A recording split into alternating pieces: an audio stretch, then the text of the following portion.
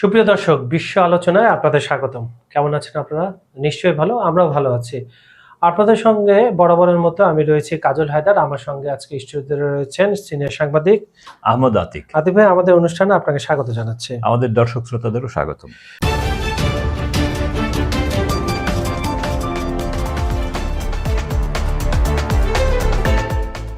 আজকে সরাসরি আমি টপিকে চলে যাচ্ছি। ট্রাম্পের বেশ কয়েকটা টুইট বা বক্তব্য নিশ্চয়ই আতিক ভাই আপনার চোখে পড়েছে। তার মধ্যে প্রথমটা হচ্ছে ইরানের সঙ্গে আলোচনা অগ্রগতির কারণে প্রজেক্ট ফ্রিডম স্থগিত ঘোষণা। এটা কি ভয়, ইরানি নৌবাহিনীর ভয়ে করলো নাকি আসলে আলোচনা কোনো কথা, এটা জানাবেন। উনি আরেকটা কথা বলেছেন, ইরান চুক্তি করতে চায়, দেশটি টিকে থাকার চেষ্টা করছে। তার মানে আপনি সবসময় একটা কথা বলেন, ট্রাম্প যা বলে তার উল্টোটা করে, তার মানে বিপদে তারাই আছে যদি ওইভাবে ধরা হয়। আর মার্কিন প্রতিরক্ষা মন্ত্রী বলছেন ইরানের সঙ্গে চলা যুদ্ধবিরতি এখনো শেষ হয়ে যায়নি। এই সব বিষয় নিয়ে আপনি একটু আলাপ করবেন। এবং আরেকটা বিষয়, আপনি জানেন যে পররাষ্ট্রমন্ত্রী, ইরানের পররাষ্ট্র আব্বাস আরাগচি এখন বেজিং এ রয়েছেন, এবং এই বেজিং এর সফরটা আমি একদিক থেকে খুবই গুরুত্বপূর্ণ বলবো। এই কারণে আমরা সবাই জানি 14 তারিখে ট্রাম্প যাচ্ছেন চীন সফরে। তার আগে কিন্তু আব্বাস আরাগচি ওখানে চলে গেলেন, আজকে মিটিং এ বসছেন চীনের পররাষ্ট্রমন্ত্রীদের সাথে। সবকিছু মিলে হরমুজ প্রণালীর অবস্থা কি, আপনার হাতে কি কি আছে, একটু দর্শকদের জানান আপনি। আচ্ছা, আসলে ট্রাম্প যা বলে তার উল্টোটা গুনতে হয়। সে যখন বলেছে যে আমরা অপারেশন প্রজেক্ট ফ্রিডম স্থগিত করেছি, এই স্থগিত মানে কি? আমরা আগেই বলছি ইরান এবং মার্কিন যুক্তরাষ্ট্রের একটা বড় যুদ্ধ হবে, এবং সেটা ভয়াবহ যুদ্ধ হবে। এখন পর্যন্ত যে যুদ্ধ হয়েছে এটা কিছুই না, এবং এইটার হবে কি হবে না এটার নির্ধারক হলো ট্রাম্প এবং এই যে ইরানের আব্বাস আরাগচি চীন সফর করছে। আচ্ছা, এই সফরের উপর, কারণ মূল নেগোসিয়েটর আসলে আমরা দেখলাম যে পাকিস্তান না, পেছনে চীন। কারণ চীন একই সাথে পাকিস্তানেরও মিত্র, ইরানেরও মিত্র। তো আবার পাকিস্তান একই সাথে চীনেরও মিত্র, ইরানেরও মিত্র, আমেরিকারও মিত্র। এক অদ্ভুত সমীকরণের মধ্যে দিয়ে আগাচ্ছে। পাকিস্তানের অবস্থাটা খুব ভালো অবস্থানে আছে।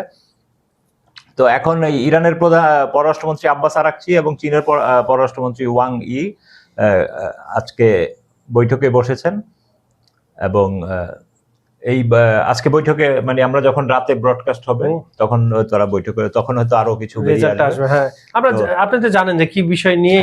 তো এইখানে মূলত তো হইলো গিয়ে এই হরমুজের, কারণ মূলত আমেরিকা চীনে ইরানের মাধ্যমে কিন্তু চীনকে গলা চেপে ধরছে। কারণ চীনের প্রধান জ্বালানি সরবরাহকারী দেশ দুইটা, একটা রাশিয়া, এদিকে ইরান। রাশিয়া থেকে রাশিয়ার এক্সপোর্টের 17% তেল ওরা নেয়, আর ইরানের এক্সপোর্টের প্রায় 11% তেল এরা নেয়। তো এই বড় জ্বালানি সরবরাহ খাতটাতে রাশিয়ার আপনার তেল শোধনাগার এবং রিফাইনারি গুলা এবং ওই যে তেল খনিগুলোতে আপনি জানেন যে ইউক্রেনকে দিয়ে ড্রোন হামলা ব্যাপক হারে করেছে, যার ফলে রাশিয়ার নিজেরই 40% তেল উৎপাদন সক্ষমতা কমে গেছে, যার ফলে সে অন্য দেশে এক্সপোর্ট করবে না এদিকে চীনে দিবে, এগুলা নিয়ে একটা জটিলতা আছে। চীনকেই দিচ্ছে তারা। আচ্ছা, চীন তো তেল সৌদি এবং কাতার থেকেও নেয়, ওই সাপ্লাই চেনও তাদের না, যেহেতু চীন সবসময় বিকল্প রাখে। আচ্ছা, হ্যাঁ, অলওয়েজ সে মানে সব দিকে, যেহেতু তার বড় ইন্ডাস্ট্রি, এই কারণে আর কি পুরো দেশ চারদিক থেকে, আজারবাইজান থেকে নেয়, বিভিন্ন দেশ থেকে নেয়।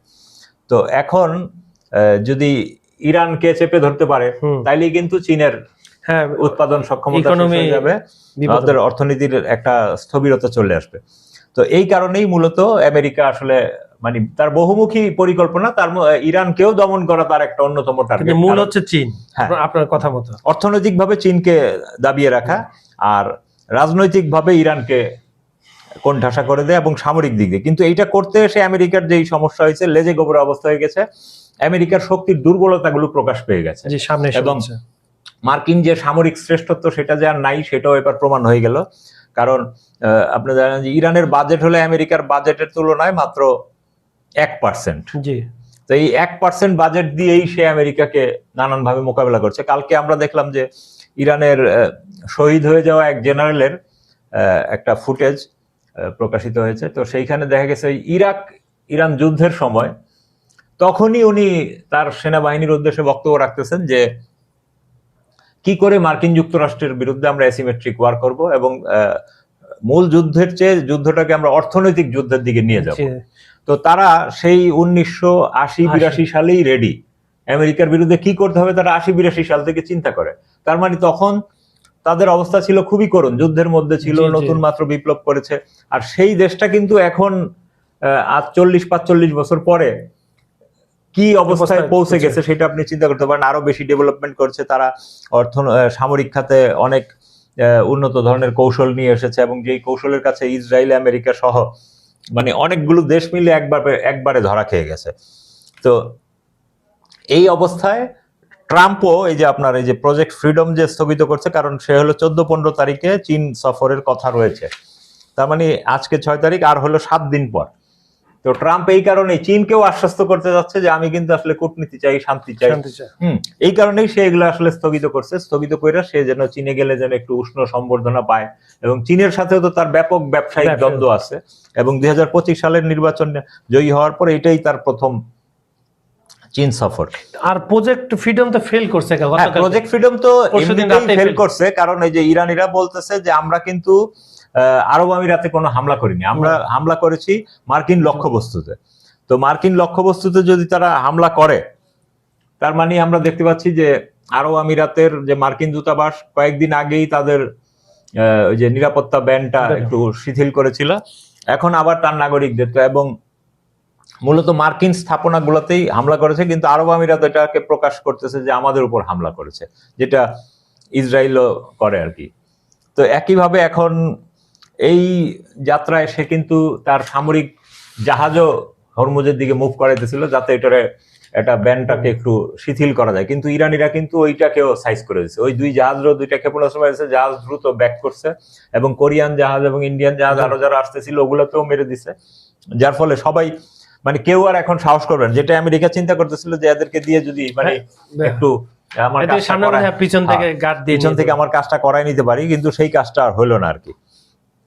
যার ফলে এই আমেরিকার যে এই প্রজেক্ট সব ফেল করলে আমেরিকা আরেকবার পরাজিত হলো। এখন শেষ দেখা যাক যে 14-15 তারিখে কি ঘটে চীনে। আচ্ছা, তেলের দামটা একটু বলেন যে তেলের দাম ওই যে প্রতিবারই ধরেন একটু ঘটনা ঘটে, তখন আবার তেলের দাম একটু উঠে, আবার ট্রাম্প বলে যে না যুদ্ধ ঠান্ডা হয়ে গেছে, আলোচনা চলছে এখনো। এটা কিন্তু এই যে আপনার আজকে মনে হয় $111 বা একটু এদিক সেদিক আছে, $11 উপরে আর কি, কত সেন্ট।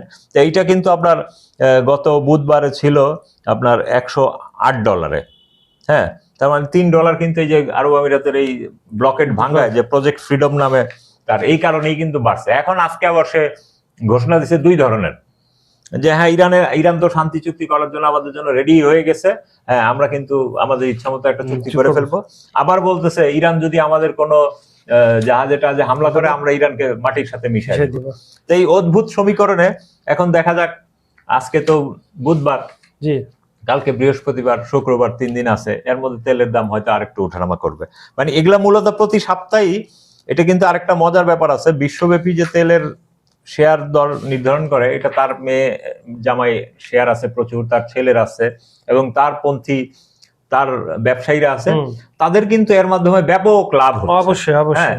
এবং ট্রাম্পের পরিবার এবং ট্রাম্পপন্থী ব্যবসায়ীরা এর মাধ্যমে সারা বিশ্ব থেকে বিলিয়ন ডলার স্টক এক্সচেঞ্জ বলেন, তারপর যে তেলের মার্কেটে সবকিছু। আমি একটু কমেন্ট সেকশনে যাচ্ছি, তারপরে আপনি ইরানে কিছু থাকলে বলেন, তারপরে আমরা একটু ভারতে ঢুকে যাব, তামিলনাড়ুতে যাব, পশ্চিমবঙ্গের সর্বশেষ খবর আপনি একটু জানাবেন। আজকের অনুষ্ঠানে প্রথম দর্শক হচ্ছেন শাহিন, উনি লিখছেন আপনাদের খবর খুব ভালো লাগে, ধন্যবাদ আপনাকেও। মুসলিম মিয়া লিখছেন সুন্দর অনুষ্ঠান করার জন্য ধন্যবাদ, আপনাকেও থ্যাঙ্কস। মইনুদ্দিন আমাদের লাভ রিয়াক্ট দিয়ে জানিয়েছেন নাইস আপনাদের প্রোগ্রাম, আপনাকেও আবার আমরা ধন্যবাদ জানাচ্ছি। এবং এসকে লিখছেন আমাদের লাভ রিয়াক্ট দিয়েছেন, ধন্যবাদ আপনাকে আমাদের অনুষ্ঠান দেখার জন্য। সুপ্রিয় দর্শক, আমাদের অনুষ্ঠান আর কি করলে আপনারা ডেভেলপমেন্ট, মানুষের তো উন্নতি সবসময় করা লাগে, তা আমাদের পরামর্শ দিবেন যে আপনারা এই সেকশনটা রাখতে পারেন, এই টপিকে কথা, এগুলো আপনারা আমাদেরকে অবশ্যই মতামত জানাবেন, কারণ আপনাদের জন্যই আমাদের অনুষ্ঠানটা, আমাদের নিজের জন্য কিন্তু না। আপনারা দেখেন, আপনারা পছন্দ করেছেন, এবং আপনারা চাইলে আপনাদের মতামত নিয়েই আমরা একটা অনুষ্ঠান করব। আতিক ভাই, হ্যাঁ, মানে ট্রাম্প কিন্তু আবার ওই যে ইরাক ইরান যুদ্ধের সময় যেমন জুজুর ভয়, ইরাক কুয়েত যুদ্ধের সময় যে জুজুর ভয় দেখাইছিল যে সাদ্দাম পুরো আরব দখল করে নিবে, ঠিক একই কাহিনী কিন্তু ট্রাম্প গতকালও করছে। সে তার যে বক্তব্য দিচ্ছে সেইখানে বলছে যে ইরান এখন চুক্তি করতে চাইছে এবং তার মতে যুদ্ধ না হলে ইরান এতদিনে পুরো মধ্যপ্রাচ্য দখল করে নিত, বাহ, মানে ওই ইরাকের মতো আতঙ্ক একটা। হ্যাঁ, এবং বর্তমানে তেহরান কেবল টিকে থাকার চেষ্টা করছে। তো দেখা যাক ইরান টিকে থাকার চেষ্টা করছে নাকি মূলত আমেরিকা আবারও সেই মধ্যপ্রাচ্যের লোকদেরকে জুজুর ভয় দেখাচ্ছে যে তোমাদের কিন্তু ইরান দখল করে নিবে, হ্যাঁ, সো আমি ছাড়া তোমাদের কোনো ভরসা নেই। আর সর্বশেষ হলো আমাদের এই যে এই মুহূর্তে আমাদের পাশের দেশ ভারতের নির্বাচন চলছে এবং ভারতের নির্বাচন পৃথিবীর যে কোনো দেশেরই তার প্রতিবেশের দেশে কোনো মুভমেন্ট হলে সেইটাকে গুরুত্ব দিতে হয়। যেমন ইরান কি করছে আপনি খেয়াল করেন, যখন সিরিয়াতে এক ধরনের চরমপন্থার উদ্ভব হয়েছিল তখন কিন্তু ইরান বসে নাই যেটা আমার বর্ডারে কখন আসবে, এবং আপনি দেখেন তারা কিন্তু দখল করতে করতে ইরাকের ভিতরে চলে আসছিল কিছুক্ষণের মধ্যে। তো ইরান কিন্তু তখন ইরানে না থাইকা ইরাকের ভিতরে ঢুকে গেছে, ঢুইকা ওই চরমপন্থী গ্রুপগুলার ঠেলতে ঠেলতে পরে আবার ইরাকও মুক্ত করছে এবং সিরিয়ার ভিতরে আবার ওগুলারে ফেরত নিয়ে গেছে, ফেরত নিয়ে আবার ওইখানেই ওগুলারে প্যাক আপ করে ফেলছে। তো এই যে নিরাপত্তার চিন্তাগুলো এগুলা অনেক আগে থেকে করতে হয়। তো আপনার প্রতিবেশী দেশে যদি আপনার পাশের ঘরে আগুন লাগলে আপনারও কিন্তু আগুন লাগতে পারে।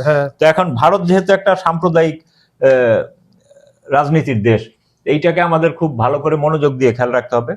তো এবার যেমন দক্ষিণ ভারতে কিন্তু তারপরেও এই যে এই বিজেপি ঢুকতে পারে না, কারণ দক্ষিণ ভারতের লোকরা এক হইলো ওখানে বহু ধর্মের খ্রিস্টান আছে, মুসলমান আছে, হিন্দু আছে, এবং তারা খুব একটু শিক্ষিত এবং সারা দুনিয়ার ব্যবসা বাণিজ্য কিন্তু ভারতের দক্ষিণের লোকরা আগানো।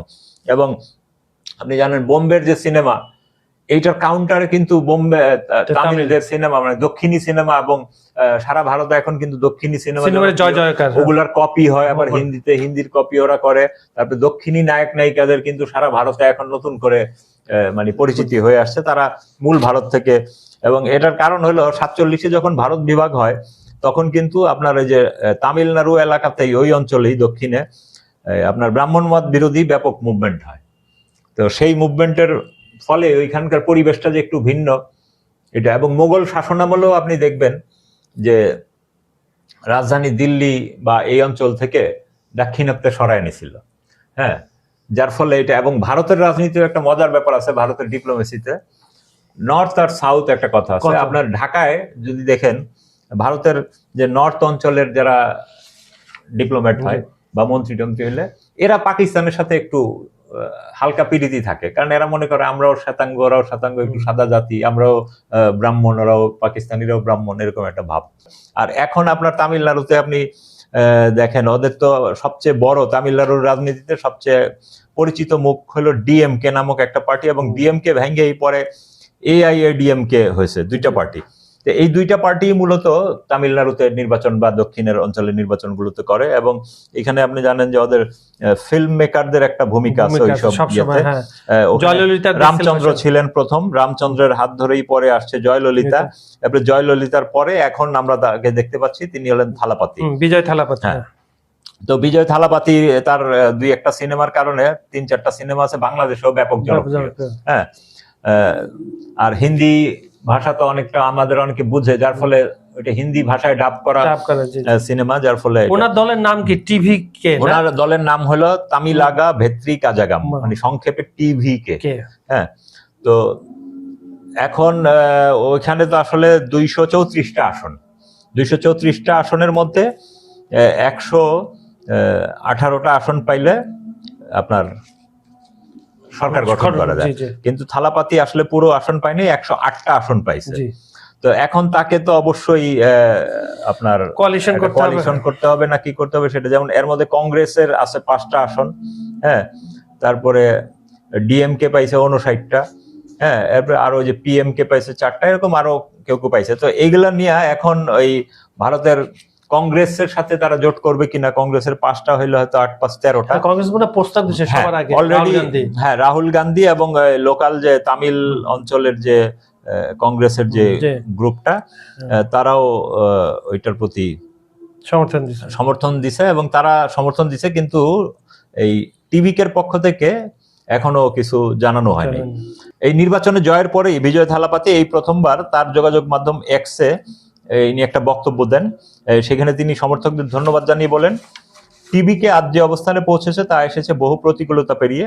দীর্ঘ তামিল ভাষার এই পোস্টে তিনি বলেন, আমরা দল গঠনের পর অনেকেই আমাদের বিরুদ্ধে কথা বলেছেন, আমরা সবকিছু অতিক্রম করেছি, আমরা একা দাঁড়িয়েছি মানুষের উপর বিশ্বাস রেখে, নিরপেক্ষতার আড়ালে অপমান ও সমালোচনা এসেছে, কিন্তু যাদের প্রতি কৃতজ্ঞতা জানাতে আমরা রাজনীতিতে এসেছি আমাদের মানুষ, আমাদের তামিলনাড়ু, তারা সব সময় মায়ের মতো আমাদের সমর্থন দিয়েছে এবং দিয়ে যাচ্ছে। এবং তিনি এই অসাধারণ ফলাফল শুধু দলের জন্য নয়, বলছেন এটি গণতন্ত্রেরও জয়। তিনি বলেন, আমি তামিলনাড়ুর জনগণের প্রতি আজীবন কৃতজ্ঞতা জানাই যারা এমন একটি রাজনৈতিক বিজয় অর্জন করেছেন যা কখনো সম্ভব বলে মনে করা হয়নি। প্রতিটি সমর্থক, সর্বস্তরের সংগঠক এবং ভার্চুয়াল যোদ্ধাদের প্রতি আবারও আন্তরিক কৃতজ্ঞতা। এবং এই লোকটি আসলে দেখা গেছে যে আমাদের পশ্চিম বাংলায় আমরা যেমন দেখছি সে কাদা ছড়াছড়ি করতেছে, উল্টাপাল্টা বক্তব্য, কিন্তু তার বক্তব্যের মধ্যে নির্বাচনী বক্তব্য খুব শালীনতা ছিল, এখন শালীন। আর দক্ষিণের লোকদের বক্তব্য এমনিও একটু শালীন থাকে। হ্যাঁ, তো এখন দেখা যাক সে আসলে কংগ্রেসের সমর্থন নেয় না অন্য কোনো দলের। আবার কংগ্রেসও আবার কিন্তু শর্ত দিয়ে দিয়েছে রাজীব গান্ধীরা, যে তারা অন্য আমাদের সরকার গঠনের সমর্থন দেওয়ার অনুমতি দেওয়া হইলো আমাদের আঞ্চলিক শাখা, কিন্তু অন্য কোন দলকে তারা কিভাবে কি করতেছে এটা দেখতে হবে। আর এইদিকে পশ্চিমবঙ্গে আমাদের পশ্চিমবঙ্গের তো মমতা আপাতত আছেই। তো এইখানে কিন্তু এই যে এই ভদ্রলোক যিনি যাকে পশ্চিম বাংলার বিজেপি নির্বাচনের মূল দায়িত্বে ছিলেন, শুভেন্দু অধিকারী, সে সারাদিন বাংলাদেশ বিরোধী কথা বলে, কিন্তু মজার ব্যাপার তিনি একজন বাংলাদেশী, তিনি আমাদের বরিশালের লোক। হ্যাঁ, এই কারণেই তার জিদ বেশি কিনা কে জানে। হ্যাঁ, বরিশালের লোকের তো একটু জিদ বেশি থাকে।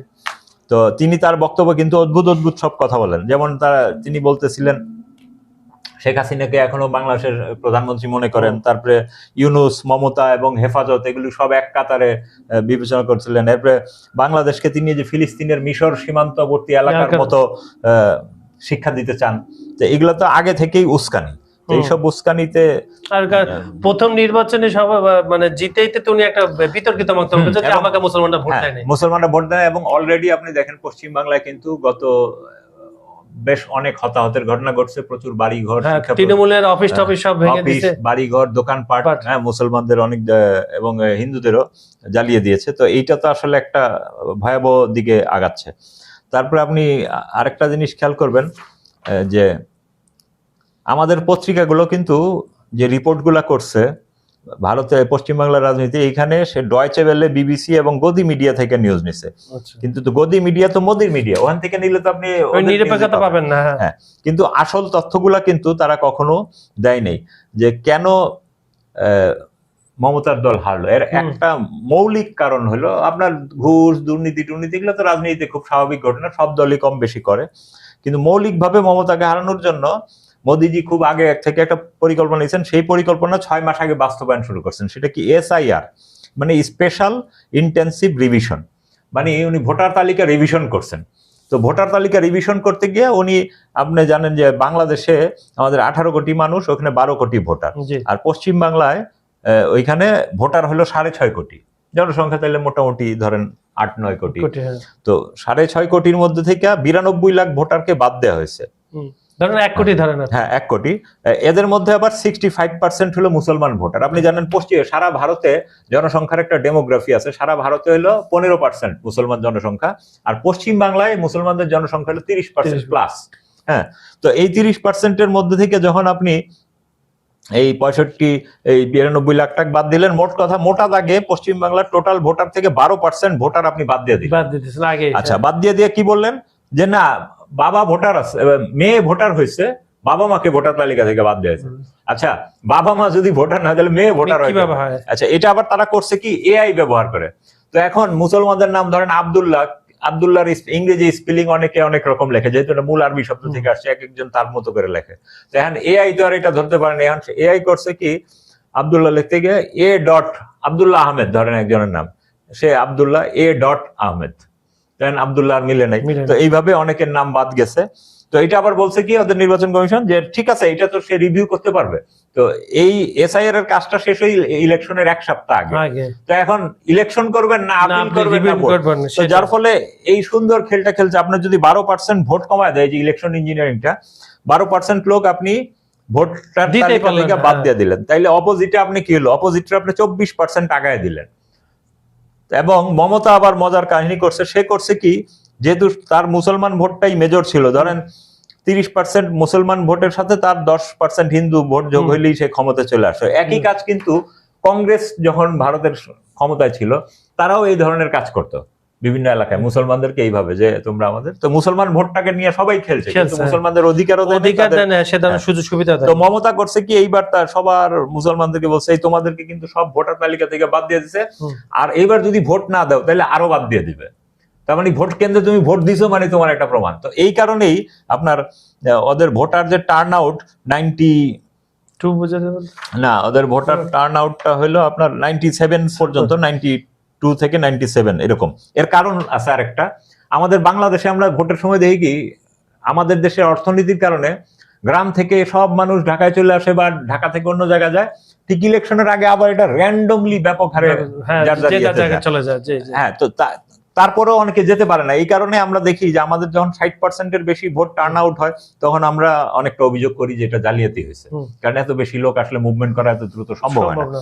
কিন্তু পশ্চিম বাংলার সমাজ ব্যবস্থাটা এরকম, ওই বংশ 100-150 বছর যাবত যে কলকাতার বাড়িতে আছে ওখানেই আছে, যে বর্ধমানের বাড়িতে আছে ওখানেই আছে, যে তারা খুব বেশি মুভমেন্ট করে না, যার ফলে ওইখানে সবাই এই যে মমতার এই প্রচারণার কারণে সবাই ভোট দিতে গেছে। আর বিজেপির প্রচারণার কারণে যে আমাদের হিন্দুত্ব বজায় রাখতে হবে, হিন্দুস্তান গেল, সাধারণ হিন্দুরা বুঝুক আর না বুঝুক, তো এই কারণে ওদের ভোটের টার্ন আউটটা বেশি হয়েছে 92 থেকে 97%। তো এইটা তো হয়েছে। আর আমাদের পত্রিকাগুলো যে না বুঝা এসআইআর বিষয়টা আমাদের এখানে কোনো কেউই আলোচনায় আসে না। আমাদের বড় বড় পত্রিকা সবাই করছে কি, ডয়েচে ওয়েলে, বিবিসি যা করছে, এবং আপনি জানেন বিবিসি, ডয়েচে ওয়েলে এগুলার সাংবাদিকদের কিন্তু অভিযোগ আছে ভারতেই যে মোদি সবাইকে পেমেন্ট করে কিনে রাখছে, যার ফলে ওদের তথ্যগুলা অ্যাপ্রোপ্রিয়েট না, ঠিক মতো আসেনি। তো আরেকটা জিনিস, এই যে এই ভদ্রলোককে ক্ষমতায় আনার ফলে এখন যেটা হবে, শুভেন্দু আবার ওই যে বিজেপির আরেকজন নেতা, কি নাম ভুলে গেলাম, উনি বলতেছিল যে আসলে বিজেপি যেই রাজ্যগুলাতে জিতে জয়লাভ করে সেইখানে কোনো পরিচিত মুখকে মুখ্যমন্ত্রী বানানো হয় না। তো বললো যে 3 জন আমাদের নজরদারিতে আছে, সেই 3 জনের একজনকে করবে। তো শুভেন্দু নাও হইতে পারে, কিন্তু শুভেন্দু তো একটা ফিগার ওদের। তো এগুলার মাধ্যমে আসলে এগুলা আপনি কি ধরে নিবেন যে মোদি এগুলা জানে না? জানে, সব পলিসির অন্তর্গত। তারা এগুলা কইরা, এবং ওইখানে প্রচারণা চালানো হয়েছে মুসলমান মানে বাংলাদেশ। এবং আসামের মুখ্যমন্ত্রী তো আপনি দেখলেন সে নির্বাচিত হয়ে কিছু মুসলমানকে পুশ, উনি তো আমরা বাংলাদেশে ব্রাহ্মণবাড়িয়া ছিলেন। তো হ্যাঁ, এই একই সবই বাংলাদেশি লোক, অথচ গিয়া ভারতীয় সাথে। সুপ্রিয় দর্শক, বিষয় আলোচনা আজকের অনুষ্ঠানটা আপনাদের কেমন লাগলো আমাদেরকে জানিয়ে দিন। আমাদের অনুষ্ঠানে আপনারা কি দেখতে চান, কোন কোন বিষয় দেখতে চান? ভারতের বিষয়, ইরানের বিষয় তো থাকে, রাশিয়া থেকে শুরু করে ইউরোপ, যে কোনো মধ্যপ্রাচ্য, যে কোনো বিষয়ে জানতে চাইলে লিখে দেবেন, আমরা সে বিষয়ে আলাপ করব। আর পৃথিবীর কোন প্রান্ত থেকে আমাদের অনুষ্ঠানটা আপনারা উপভোগ করছেন সেটা একটু লিখে দিন। আর বেশি বেশি করে আমাদের ভিডিওগুলো দেখুন, শেয়ার করুন, কারণ আপনাদের জন্যই আমরা এই অনুষ্ঠানটা করে থাকি। এই অনুষ্ঠানে আর কি নতুন কি সংযোজন করলে আপনারা খুশি হবেন, আরো অনুষ্ঠানটা সুন্দর হবে, আমাদেরকে পরামর্শ দেন। এই বলে আজকের মতো এখানে শেষ করছি। আগামীকাল আবার দেখা হবে। সবাই ভালো থাকবেন, সুস্থ থাকবেন। সবাইকে ধন্যবাদ।